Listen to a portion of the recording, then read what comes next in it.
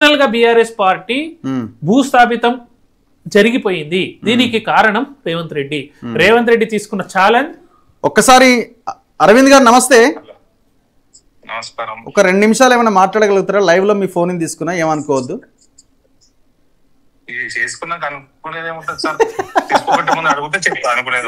సరే సరే okay okay అనుకోండి.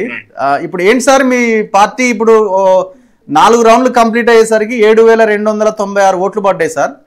10% ఓట్స్ ని సెక్యూర్ చేసుకుంటున్నది. అంటే పోయినసారి పడ్డ 25,000 ఓట్లకి సార్ 20,000 దాకా ఓట్లు పడే అవకాశం ఉన్నట్టు కనబడుతున్నది ట్రెండ్ చూస్తే. మీకు మీ పర్ఫార్మెన్స్ ఎట్లుందని అనుకుంటున్నారు మీరు? దయచేసి కిషన్ రెడ్డిని అడగండి అనొద్దు.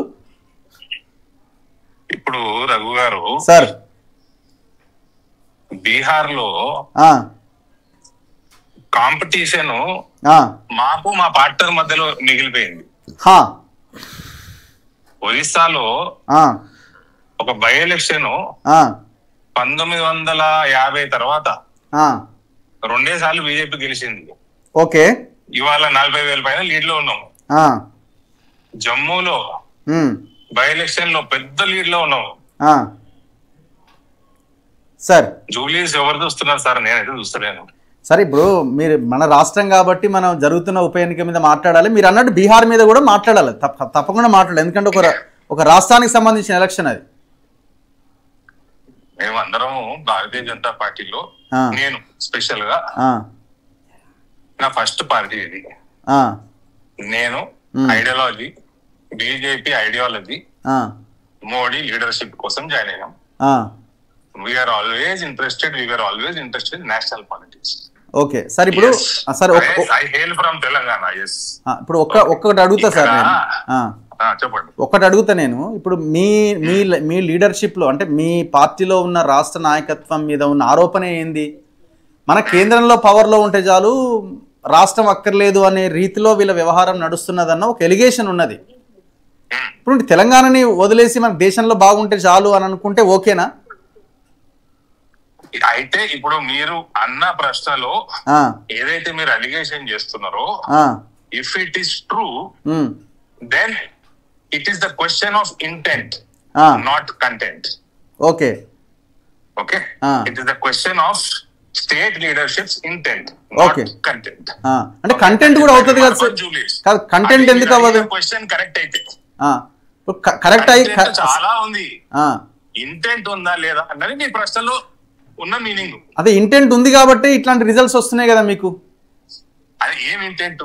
ఇప్పుడు ఏం ఇంటెంట్ అంటే మీరు, అంటలేనండి మీ ప్రశ్న. అదే నేనే అంటున్నా, మీరు అంటలేరు, నేనే అంటున్నా. ఆ ఇంటెంట్ మీ లీడర్లలో ఉన్నది. అంటే ఇప్పుడు ఇక్కడ మనకు అవసరం లేదనే రీతిలోనే టికెట్ సెలక్షన్ దగ్గర నుంచి నాయకత్వము అగ్రెసివ్ గా పనిచేసేంత వరకు లేదు కదా. అది మీరు వ్యంగ్యంగా అంటున్నారు. ఓకే, కంటెంట్ ఉన్నది. నా లెక్క ప్రకారం, నేను ఇంతకు ముందు కూడా చాలా ఇంటర్వ్యూలు చెప్పిన, తెలంగాణ అన్న రాష్ట్రం భారతీయ జనతా పార్టీ వర్సెస్ కాంగ్రెస్ రాష్ట్రం. ఓకే, బీజేపీ పెరగకపోతే కారణం కంటెంట్ కాదు.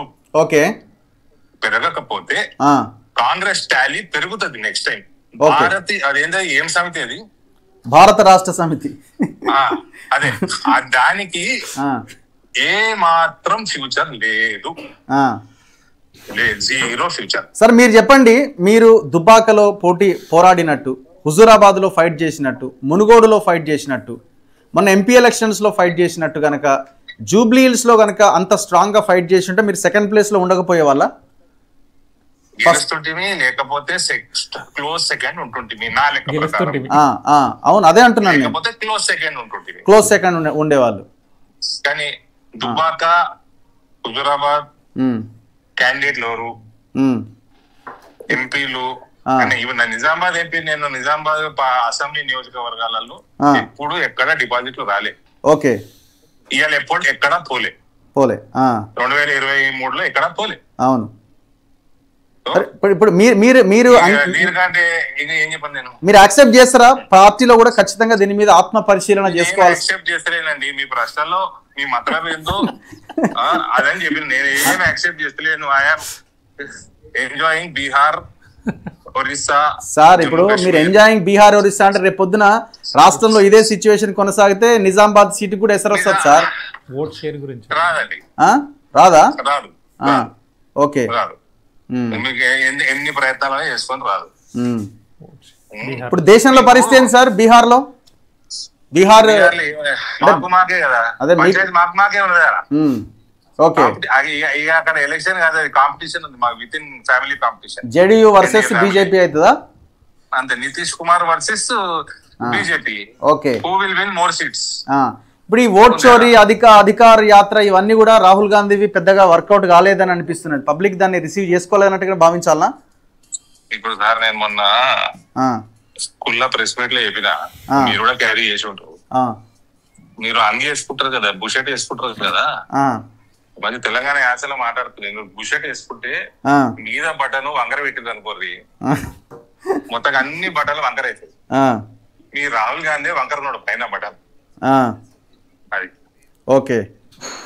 నేను ఏమి కమెంట్ చేయలేదు మీ ఇంటర్వ్యూలో, మీ ప్రశ్నలో ఉన్నది మతలబు చెప్పినా అంతే. కానీ ఇప్పుడు మీలాంటి వాళ్ళు కూడా రాష్ట్రంలో మీ పార్టీ పరిస్థితి గురించి స్ట్రాంగ్ గా మాట్లాడకపోతే మీ కార్యకర్తలు ఏమైపోవాలి సార్? ఓపెన్ గా మీరు స్టేట్మెంట్స్ ఇవ్వాలి కదా సార్. హలో సార్, ఏమేమన్నాడు మా పార్టీలో మేము ఏ పని చెప్పాలో చెప్పుకుంటాము. అది రఘు తొలి వెలుగు, మన తొలి వెలుగు రఘు చెప్పాం మేము. ఓకే. ఓకే, అది ఏమంటే మేమేం చెప్పాం. ఫ్యూచర్ ఉందా సార్ స్టేట్ లో? సరే దేశం వదిలిపెడదాం, ఫ్యూచర్ తెలంగాణలో స్టేట్. నేను దీనికంటే మంచి క్లారిటీ ఏమి ఇవ్వాలా రఘు గారు మీకు? ఈ స్టేట్ లో బీజేపీ వర్సెస్ కాంగ్రెస్ ఉంటది. అవునా? ఓకే. బీజేపీ చేసుకోకపోతే పని సరిగ్గా కాంగ్రెస్ టాలీ 2023 కంటే 29లో 28 ఎప్పుడు వస్తప్పుడు పెరుగుతుంది. ఓ కాంగ్రెస్ చేసుకుంటే బీజేపీ అల్గా గవర్నమెంట్ ఫామ్ చేస్తుంది. ఓకే. మీరు కనుక బీఆర్ఎస్ కి ఎటువంటి భవిష్యత్తు లేదు. ఇప్పుడు కేటీఆర్ భుజస్కంధాల మీద ఎత్తుకొని నడిపించిన ఎలక్షన్ ఇది, భవిష్యత్తులో కూడా ఇట్లనే ఉంటుందా వాళ్ళది? ఆయన చేయబట్టే బీఆర్ఎస్ కి భవిష్యత్తు లేదు. ఓకే. ఆయన చేయబట్టే బీఆర్ఎస్ కి భవిష్యత్తు లేదు. ఓకే. ఇప్పుడు రాంగ్ స్ట్రాటజీ అంటారా బీఆర్ఎస్ ది? అంటే ఎత్తుకున్న అంశాలు ఇవన్నీ మీకు ఎట్లా అనిపించింది?